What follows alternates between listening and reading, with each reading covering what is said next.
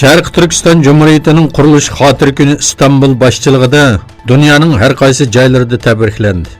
Şərq Türkistan İslam Cumhuriyeti qurilganligining 86 yilligi İstanbul Zaytunburunda Şərq Türkistan Ma'rif va hamkorlik jamiyati uyushtirgan faoliyat bilan tabriklandi.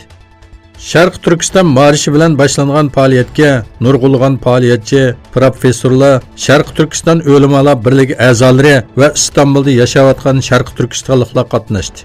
Faoliyat oxirida bir qism Uyg'ur faoliyatchilar boshchiligida Uyg'ur televiziyasi, İstiqlal televiziyasi va Erkin Osiyo radiosi qatorliq Şərq Türkistan masalasiga yaqindan ko'ngil bo'lib kelayotgan taratqularga mukofot berildi.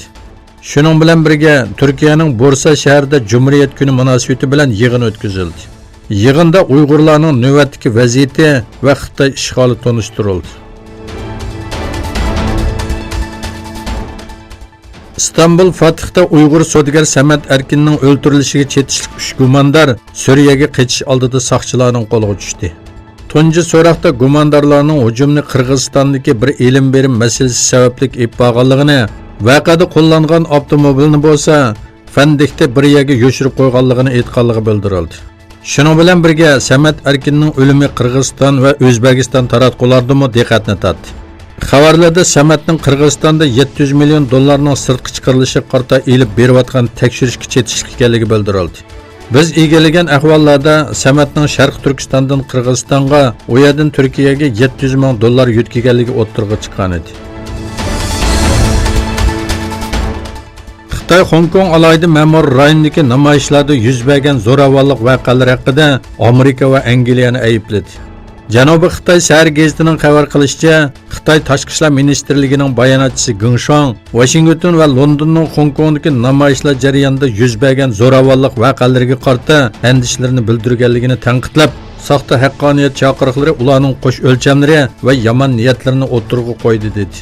Hong Kongda yozdan buyon davomlashayotgan namoyishlarda yaqinqi bir necha haftadan buyon namoyishlar bilan soqchilar o'tirisidagi to'qinishlar kuchaymoqda.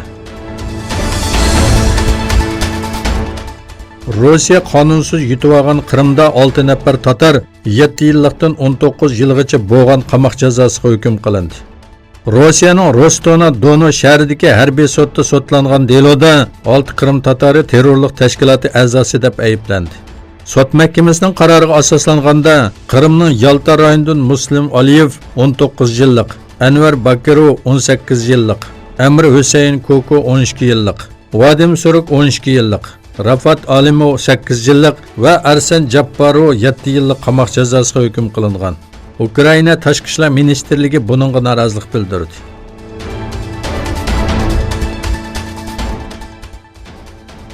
Amerika prezidenti Donald Trump Nyu-York iqtisod klubida so'z qilganda Yevropa ittifoqi va Xitoyni tanqid qildi.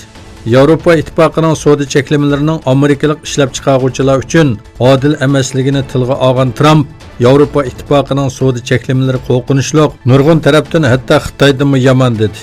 Trump Amerika bilan Xitoy o'rtasidagi savdo suhbati haqida kelishim tuzish uchun aldirayotdi. Kelishim tuzish tuzmaslikka qaror beradigan biz Xitoy bilan muhim bir savdo kelishimi tuzishga oz qoldik, yaqinda bo'ladi dedi.